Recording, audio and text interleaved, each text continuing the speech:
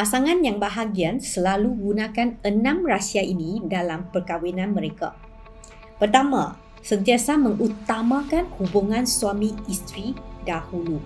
Ini kerana mereka faham bahawa kesatuan di antara suami isteri merupakan asas untuk menyelesaikan masalah berkaitan anak-anak, ibu bapa dan ekonomi.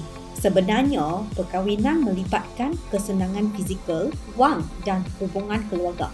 Oleh itu, jika kedua-dua pihak dapat meniktiberatkan hubungan suami isteri sebagai keutamaan, masalah di dalam dan luar rumah dan pertumbuhan anak-anak akan mendapatkan penyelesaian yang lebih baik. Semakin bijak pasangan itu, semakin mereka memahami konsep ini. Ada orang mungkin akan letakkan hubungan dengan ibu bapa atau anak sebagai keutamaan, tetapi ini adalah kesilapan besar dalam perkahwinan. Kedua, perkahwinan yang bahagia selalu gunakan pemikiran ekonomi untuk menguruskan hubungan perkahwinan. Wanita yang menguruskan hubungan dengan cinta seringkali lebih terluka, dan lelaki yang menguruskan hubungan dengan cinta jarang berjaya dalam kejayaan mereka. Jadi, apakah itu pemikiran ekonomi? Ia melibatkan kerjasama, pemilikan saham dan pemegang saham dalam menguruskan hubungan perkahwinan. Mereka memahami bahawa kejayaan perkahwinan mereka akan bergantung pada bagaimana mereka akan bekerjasama dan berlainan pandangan dalam jangka masa panjang. Dalam ilmu ekonomi, prinsip yang sama adalah untuk memanfaatkan kelebihan individu masing-masing ke tahap maksimum. Pada akhirnya, jika matlamat kita adalah kepentingan bersama, kita hanya perlu menguruskan proses perkongsian. Seringkali, mengapa pasangan sering mengalami konflik, malah bercerai atau malah berantakan adalah kerana individu dalam banyak perkahwinan gunakan emosi peribadi dan kepentingan peribadi sebagai tuntutan utama mereka dalam perkahwinan. Namun, dalam perkahwinan yang lebih matang, mereka memahami bahawa kepentingan bersama perlu menjadi objektif utama dalam tindakan mereka. Ini adalah cara untuk memastikan bahawa tidak ada pihak dalam perkahwinan yang rasa tertekan dan hubungan perkahwinan akan mencapai keseimbangan yang sebenar. Ketiga, mereka bersedia untuk memahami dan belajar tentang cinta.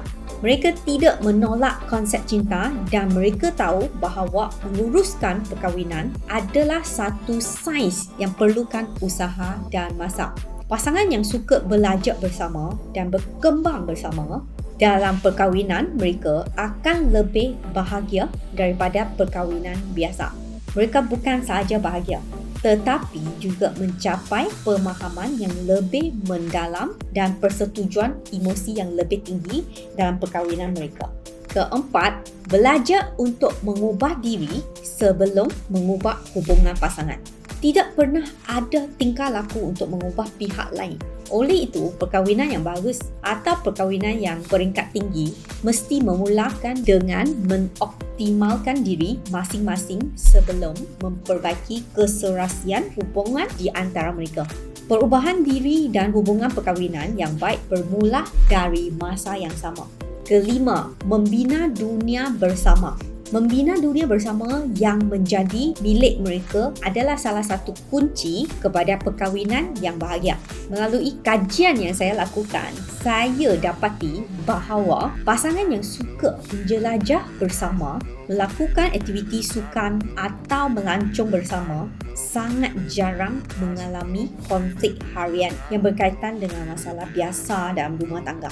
Pasangan yang mempunyai dunia bersama akan merasakan tahap kebahagiaan yang berbeza kerana mereka meluangkan masa bersama-sama, memberi diri mereka kepada satu sama lain dan tidak hanya berfokus pada keluarga atau anak-anak. Kualiti perkahwinan mereka akan lebih tinggi. Keenam, sayangi dia dengan cara yang dia suka. Akhir sekali, satu aspek yang sangat penting adalah bahawa beberapa pasangan tahu bahawa mereka tidak mempunyai contoh hubungan yang rapat dalam keluarga asal mereka. Oleh itu, setelah dewasa, mereka menyedari bahawa hubungan rapat perlukan perkembangan. Mereka mengenali senarai keperluan pasangan mereka dan mereka mencipta petak cinta khas bagi mereka berdua. Mereka mempunyai peraturan yang mereka kejar dalam hubungan mereka dan menyediakan cinta dengan cara yang pasangan mereka sukai. Mereka mengenali bahawa dengan memberi cinta dalam cara yang disukai oleh pasangan mereka akan merasakan cinta dan akan memberikan cinta dengan cara yang disukai oleh pasangan mereka. Perkahwinan akan menjadi lebih bahagia. Sampai sini, saya juga ingin berkongsi satu tip kepada semua lelaki. Kebanyakan wanita suka perhiasan emas. Jadi, sesekali hadiahkan perhiasan emas kepada orang yang anda cintai juga merupakan cara untuk membuatnya merasakan kasih sayang.